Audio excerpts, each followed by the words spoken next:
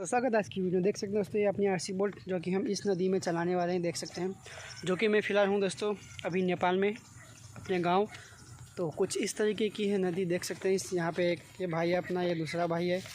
तो ये रही अपनी आरसी बोट। तो हम इसको चलाएँगे इस नदी में। देख सकते हैं किस तरीके का पानी बह रहा है, देख सकते हैं। आगे से पानी आ रहा है, इस साइड जा रहा है। तो इस तरह उस साइड दोस्तों काफ़ी गहरा है। तो फटाफट से इसको चलाते हैं और आपको दिखाते हैं। चलो तो फिर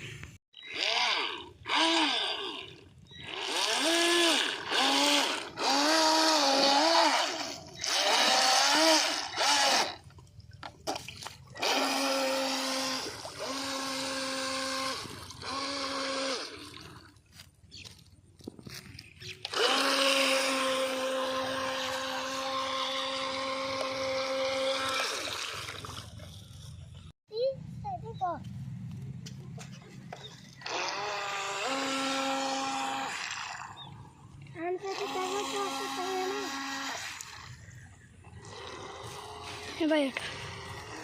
Saya baik di sana, di kali.